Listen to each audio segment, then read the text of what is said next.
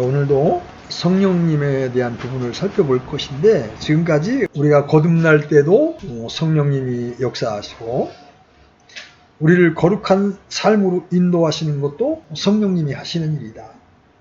또 연약한 우리를 강하게 하시는 분은 또 성령님이시다. 이런 부분들을 살펴보았습니다. 그러면 신자의 삶의 모든 방면에서 성령님은 가장 중요한 역할을 하시는 거예요. 그죠? 그럼에도 불구하고 사람들은 이 성령님에 대하여 아주 못된 태도를 가지고 있다는 거죠. 오늘은 그런 부분들을 중심으로 한번 살펴보려고 해요. 성령님을 거스르는 죄들을 사람들이 어떻게 짓고 있는가. 먼저 불신자가 성령님에 대하여 짓는 죄를 한번 살펴볼 거예요. 불신자는 성령님을 거절하고 모독합니다. 지금 말씀드린 이 두 가지 죄는 그리스도인들에게는 적용되지 않습니다. 성경을 자세히 보면 구원받지 않은 사람들이 성령께 대항하여 죄를 짓는 것을 알 수 있어요. 첫 번째가 뭐냐면 성령을 거절합니다. 사도행전 7장 51절에서 스데반은 이렇게 말합니다. 목이 뻣뻣하고 마음과 귀에 할례받지 않은 자들아, 너희가 항상 성령님을 거역하되 너희 조상들이 행한 것 같이 너희도 그렇게 행하는도다. 사람들이 성령님을 거역하되 죄인됨을 깨닫게 하시는 그분의 사역을 거절합니다. 구원으로 초대하시는 성령님의 사역에 반대하고 거절합니다. 하나님께서 그들의 마음에 대고 말씀하실 때 귀를 틀어막는 겁니다. 거듭나지 않은 사람은 누구든지 성령님께서 죄를 깨닫게 하실 때 하나의 선택을 해야만 합니다. 열린 마음으로 초대를 받아들이든지 아니면 초대를 거절하든지 두 가지 선택밖에 없습니다. 성령님께서 그들에게 말씀하실 때 거절한다는 것은 구원을 아직 받지 않은 자들에게는 너무나도 위태로운 일이죠. 왜냐하면 언제 다시 성령님께서 그들의 마음에 확신을 주실지 아무도 모르기 때문입니다. 누구도 알 수 없죠? 어쩌면 다시는 기회가 없을 수도 있잖아요. 거절의 죄는 그만큼 엄청난 결과를 가져옵니다. 불신자의 성령에 대한 두 번째 죄는 뭐냐면 성령을 모독하는 죄입니다. 마태복음 12장 31절은 이렇게 말씀하십니다.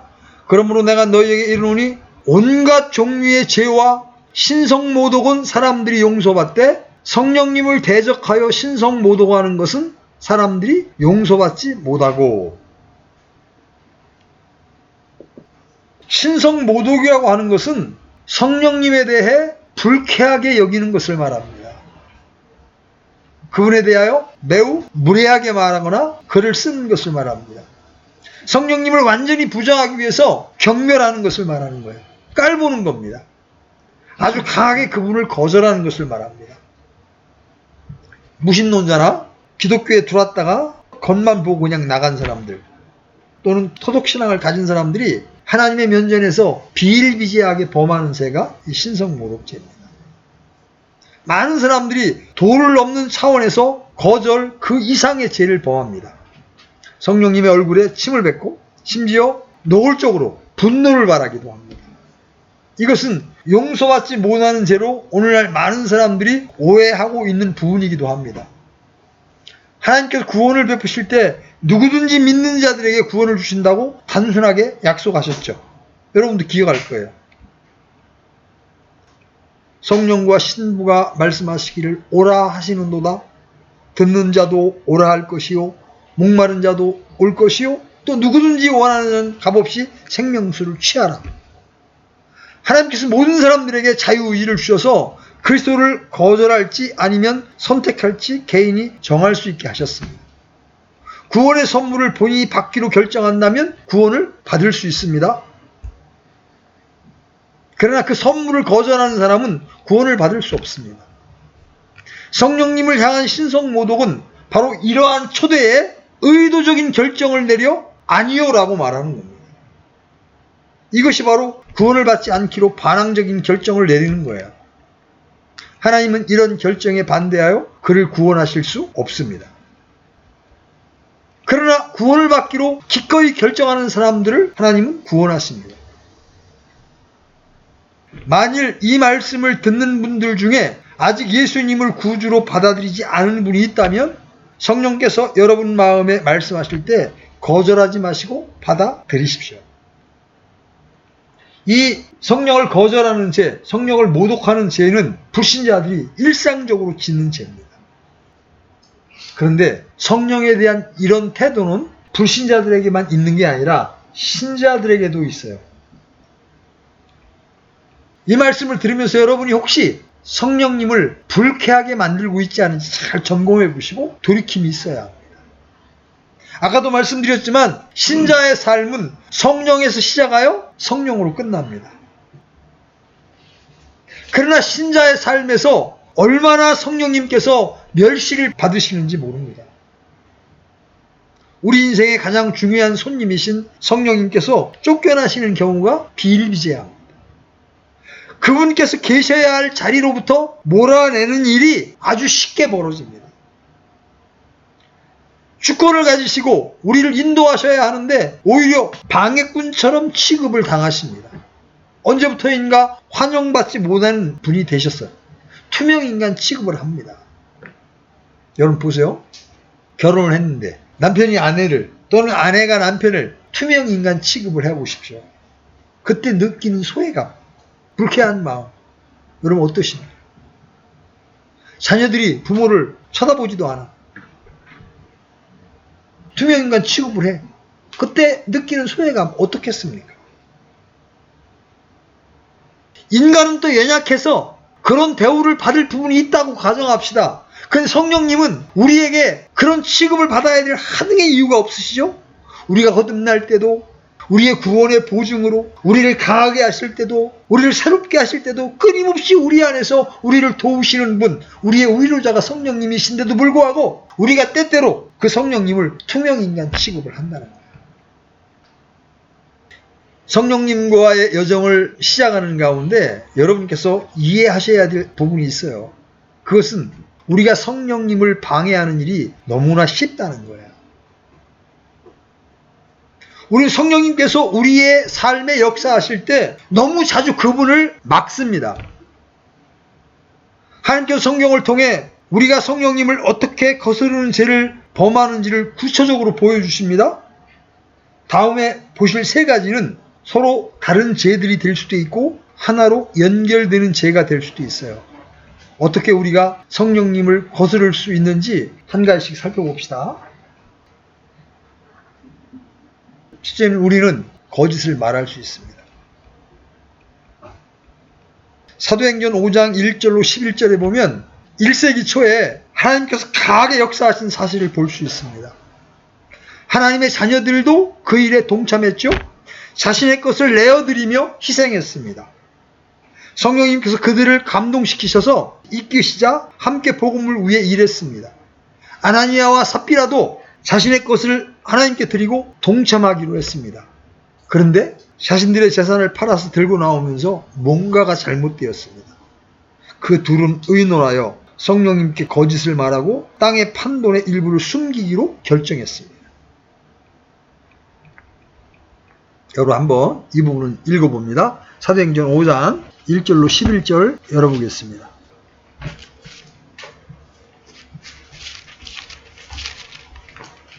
사도행전 5장 1절로 11절 같이 읽어보겠습니다.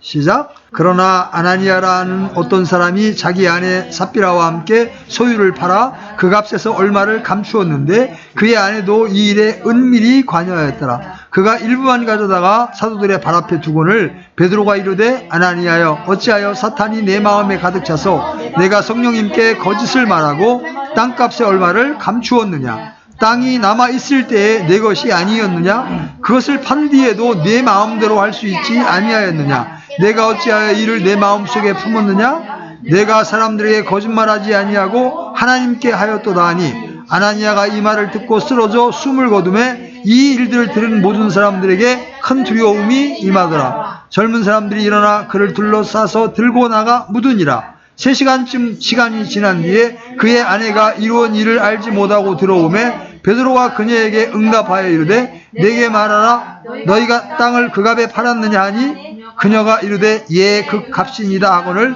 이에 베드로가 그녀에게 이르되 너희가 어찌 서로 합의하여 주의 영을 시험하려 하였느냐 보라 내 면편을 묻은 사람들의 발이 문 앞에 이르렀은즉 또한 너를 메고 나가리라 하니 이에 즉시 그녀가 그의 발 앞에 쓰러져 숨을 거두니라. 젊은 사람들이 들어와 그녀가 죽은 것을 보고 그녀를 들고 나가서 그녀의 남편 곁에 묻으니 온 교회와 이 일들을 들은 모든 사람들에게 큰 두려움이 임하니라. 우리가 성령님께 거짓말을 한다면 하나님은 이를 아주 무거운 것으로 여기십니다. 분명하게 알아야 할 교훈들을 이 말씀을 통해 한번 찾아봅시다. 아나니아와 삽비라는 거짓말을 하기로 작정을 했습니다. 그들이 사도들에게 가지고 온 돈은 그들 부부가 땅을 팔고 받은 돈의 전부처럼 보였습니다. 그러나 사실은 일부만을 가지고 왔죠. 얼마를 드렸느냐는 문제가 되지 않습니다. 왜냐하면 땅은 그들에게 속했던 것이고 그들의 마음대로 처분할 수도 또 팔지 않을 수도 있었기 때문입니다. 혹 팔았다 해도 돈을 많이 받든지 적게 받든지 그들이 마음대로 할 수 있는 문제입니다. 정작 중요한 문제는 그들이 하나님께 거짓말하기로 결정을 한 겁니다. 돈의 일부를 감춘 것이 죄가 아니에요. 팔고서 얼마를 드리든지 그것도 그들의 마음먹은 대로 할 수 있었던 겁니다. 그들의 죄는 하나님의 영을 대적하고 성령님께 불순종하여 거짓을 말한 겁니다. 예를 들어서 밭을 판 게 1억이라고 합시다. 그러면 5천만 원만 드릴 수 있는 겁니다. 이거는 땅을 판 돈의 일부입니다. 그러면 정직하게 말하는 거잖아요. 근데 1억에 팔아놓고 5천만 원을 드리면서 이게 밭을 판 돈의 전부입니다. 이렇게 사도들에게 말하는 거예요. 이 부분은 위선적이었던 겁니다. 그들은 자기들이 대단한 사람들처럼 보이기로 작정했습니다. 사람들은 진실하게 성령님과 동행하는 사람이 되기보다 성령 충만한 삶을 꾸미려고 애를 씁니다. 놀랍게도 이 일은 기독교가 출발하던 때부터 일어났습니다. 오늘날도 분명히 영적으로 잘못된 부분인데 이러한 것들이 버젓이 앞자리를 차지하고 있습니다. 하나님께서는 우리가 속임수에 넘어가지 않고 조심하기를 원하십니다. 하나님께서는 우리가 그리스도의 날까지 성실하고 실족하지 않기를 갈망하십니다. 그래서 빌립보서 1장 10절로 11절에서 이렇게 바울은 말합니다. 너희가 뛰어난 것들을 입증하며 그리스도의 날까지 성실하고 실족거리가 없는 사람이 되며 예수 그리스도로 말미암은 의의 열매들로 가득하여 하나님의 영광과 찬양이 되기를 구하노라. 영적인 진실성이 부족하다면 이는 하나님께 역겨운 것이 됩니다. 사도행전 5장에서도 보았지만 계시록 3장 16절에서도 하나님께서 토하여 내치고 싶은 그리스도인의 삶이 있다는 것을 보여줍니다. 그 주인공은 바로 미지근했던 라오디케아 교회입니다. 그리스도인에게 진실함이 부족하다는 것은 하나님께서 큰 고통을 당하신다는 의미예요. 그것은 하나님의 가슴을 치게 만드는 큰 고통이라고 말할 수가 있습니다. 하나님께서 두 부부의 생명을 같은 날에 가져가셨습니다. 그래서 모든 그리스도인들에게 두려움의 예를 남기신 겁니다. 하나님께서 주시는 교훈은 뚜렷하고 분명한 목소리를 냅니다. 영적인 삶에서 속이는 것은 절대 안 된다는 겁니다. 성령님께 거짓말하는 것은 하나님의 눈앞에 심각한 모욕입니다. 우리가 완벽해져야 한다는 뜻이 절대로 아닙니다. 정직에 관한 거예요. 하나님은 우리가 완벽하지 않다는 것을 잘 아십니다. 하나님께서 우리가 하나님과 사람 앞에 정직할 것을 기대하십니다. 그래서 마음속으로부터 여러분 결심하셔야 합니다. 살면서 늘 정직하기로 결심해야 합니다. 그리고 늘 거짓을 없애기로 선택해야 합니다.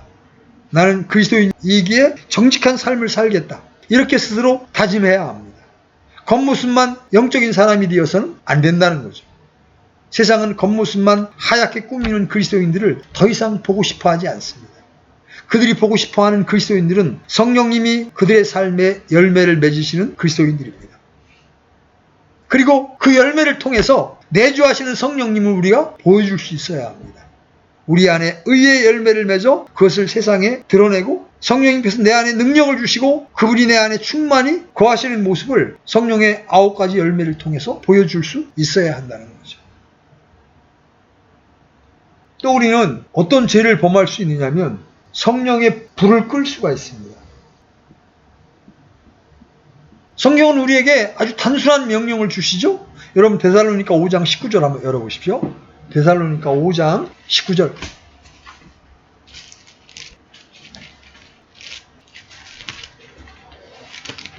같이 읽습니다. 시작. 성령을 억누르지 말라. 성령을 억누르지 말라. 이제 이 퀸치라는 말이 이게 사실 억누른다는 표현보다는 이게 끄지 말라. 차갑게 하지 말라. 이런 의미를 가지고 있습니다. 잘 타는 불 위에 물을 끼얹는 것을 한번 상상해 보십시오. 모닥불을 가만히 놔두면 시간이 지나감에 따라서 다양하게 변하죠. 땔감을 주지 않으면 불은 점점 사그러집니다. 기름이나 장작을 더 주게 되면 불꽃이 탁 타오르게 되죠. 여기서 퀸츠, 이 억누르다라고 번역된 이 말은 불을 끄는 것, 타오르는 감정을 식히는 것, 이런 의미를 내포하고 있습니다. 사람의 감정, 기분, 열정, 의욕을 싸늘하게 식혀버리는 것입니다. 근데 성령은 물질이 아니라 주 하나님이시죠. 성령님은 그리스도인 안에서 떠나거나 소멸되지 않습니다. 사람의 영이든 성령이든 믿는 자 안에 영원히 거하며 육신이 죽기까지 우리 속에 거합니다. 누구도 성령을 소멸시키거나 억누를 수 없어요. 주의 영은 자유로운 영이십니다. 매이거나 억눌림을 당할 수 없어요. 그런데 본문에는 성도들에게 성령을 억누르지 말라고 말씀하십니다. 성령을 꺼버리지 말라는 것은 성령의 불, 성령의 등불, 이 빛에 관한 속성에서 나온 말씀이에요. 영은 등불이죠. 사람의 영이나 하나님의 영이든 영은 모두 등불로 묘사가 됩니다. 너희 허리에 띠를 띠고 너의 등불을 타오르게 하며, 성령은 등불처럼 우리 안에서 빛이나 기름처럼 꺼질 수 있고 타오를 수 있고 채워질 수 있는 거예요. 우리 속에 있는 성령을 꺼버리지 말고 성령으로 가득 채움을 받아야 합니다. 성령으로 충만하라. 이 말씀은 성령으로 가득 채움을 받으라는 말씀이에요. 성령님은 우리 삶 속에서 불과 같은 모습이에요. 때론 역동적이십니다. 그분은 끊임없이 변화하십니다. 그리고 잔잔해진 마음에 불꽃이 일어나도록 연료를 공급하십니다. 이전보다 더욱 열정적인 불꽃이 일어나기 위해서 계속해서 영적인 연료를 주기 원하십니다. 성령님과 함께하는 그 순간에 연료를 받습니다. 불꽃은 점점 더 뜨거워지고 더 밝게 빛납니다. 하지만 우리가 그분을 차갑게 억누르게 되면 불은 점점 식어지고 빛은 점점 어둡게 되는 거예요. 우리의 선택으로 매일 매순간 성령님의 불꽃 위에 연료를 더하든지 아니면 찬물을 부을 수 있습니다. 성령을 억누르지 말라. 자, 또 어떤 죄를 질 수 있느냐? 우리는 성령님을 슬프게 할 수 있습니다. 자, 에베소 4장 29절로 31절 열어보십시오. 에베소 4장 29절로 31절. 자, 같이 읽습니다. 시작. 부패한 대화는 결코 너희 입에 밖으로 내지 말고 오직 채워주는 일에 쓸 좋은 것만을 말하여 그것이 듣는 자들에게 은혜를 끼치게 하라. 하나님의 거룩한 영을 슬프게 하지 말라. 그분으로 말미암아 너희가 구속의 날까지 봉인되었느니라. 너희는 모든 쓴 것과 진노와 분노와 소리지는 것과 비방하는 것을 모든 악의와 함께 버리고 서로 친절히 대하며 상냥한 마음을 품고 서로 용서하기를 하나님께서 그리스도로 인하여 너희를 용서하신 것 같이 하라. 이렇게 하나님 안 하면 성령님이 우리 안에서 슬퍼하신단 말이에요. 부패한 대화, 욕설, 지저분한 대화는 결코 입 밖에 내지도 말고 오직 세워주는 일에 쓸 좋은 것만을 말하라. 내 동생은 정말 착해, 이뻐, 이래야지. 넌 여자야.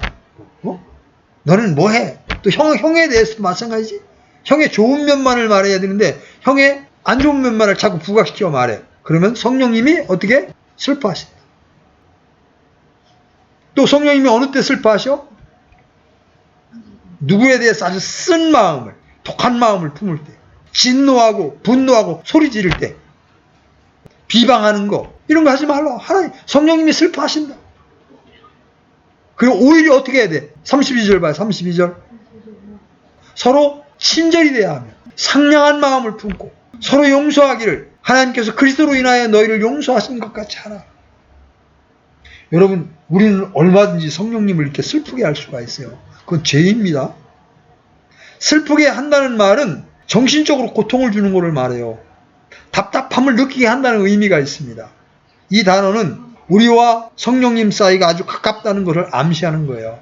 멀리 떨어져 있으면 이런 단어를 쓸 필요가 없는 거예요. 여러분, 멀리 있는 사람이 뭔 짓을 하든 우리가 슬퍼합니까? 누가 나를 어렵게 했을 때 슬퍼해요? 내 가장 가까이에 있는 사람. 그래서 서운한 감정이 드는 게 부부 사이가 제일 많은 거예요. 그래서 왜? 내가 가장 믿고 가까이 있는 사람이 나를 알아주지 않을 때 그때 서운한 거예요. 근데 여기서 여러분 이상한 생각이 들어야 합니다. 이 말은 성경에 쓰인 대로 우리가 성령님께 정신적인 고통이나 슬픔을 드릴 수 있다는 말이잖아요. 그런데 아무리 생각해도 우리에게는 그런 능력이 없어. 그러하기에 그러한 일이 일어날 가능성의 차원이나 우리에게 그러한 능력이 있다 혹은 없다는 관점에서 생각할 문제가 아닙니다. 오히려 성령님과 우리의 친밀한 차원에서 생각을 해야 합니다.